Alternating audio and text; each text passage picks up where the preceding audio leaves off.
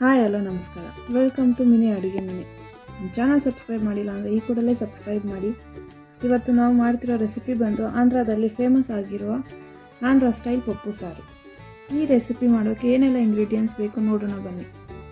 ಈರುಳ್ಳಿ, ಹಸಿಮೆಣಸಿನ್ಕಾಯಿ, ಟೊಮ್ಯಾಟೊ, ಬೆಳ್ಳುಳ್ಳಿ, ಒಣಮೆಣಸಿನ್ಕಾಯಿ, ಹೆಸರುಬೇಳೆ, ತೊಗರಿಬೇಳೆ, ಮೆಂತ್ಯ ಸೊಪ್ಪು, ಕರಿಬೇವು, ಕೊತ್ತಂಬರಿ, ಸಾಸಿವೆ, ಉಪ್ಪು, ಎಣ್ಣೆ, ಅರಿಶಿನ ಪುಡಿ, ಖಾರದ ಪುಡಿ. ಒಂದು ಕುಕ್ಕರ್ ತಗೊಳ್ಳಿ, ಅದಕ್ಕೆ 2ರಿಂದ 3 ಗ್ಲಾಸ್ ನೀರು ಹಾಕಿ 1 ಗ್ಲಾಸ್ ತೊಗರಿಬೇಳೆ, 1 ಗ್ಲಾಸ್ ಹೆಸರುಬೇಳೆ,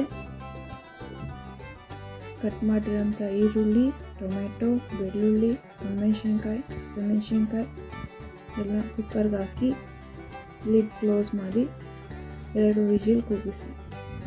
ನಂತರ ಒಂದು ಪಾತ್ರೆಗೆ ಎಣ್ಣೆ, ಸಾಸಿವೆ ಹಾಕಿ, ಸಾಸಿವೆ ಸಿಡಿದ ನಂತರ ಕರಿಬೇವು, ಮೆಂತ್ಯ ಸೊಪ್ಪು ಹಾಕಿ ಚೆನ್ನಾಗಿ ಬಾಡಿಸಿ.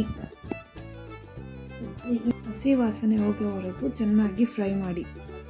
ನಂತರ ಕುಕ್ಕರಲ್ಲಿ ಕೂಗಿಸಿಕೊಂಡಿರುವ ಬೇಳೆಯನ್ನು ಹಾಕಿ ಅದಕ್ಕೆ ರುಚಿಗೆ ತಕ್ಕಷ್ಟು ಉಪ್ಪು,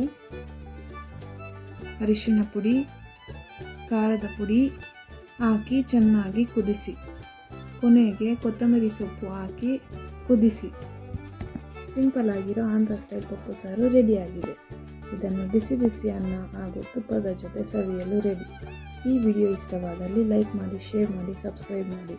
ಮುಂದಿನ ವಿಡಿಯೋದಲ್ಲಿ ಸಿಗುತ್ತೇನೆ. ಅಲ್ಲಿವರೆಗೆ ನಮಸ್ಕಾರಗಳು.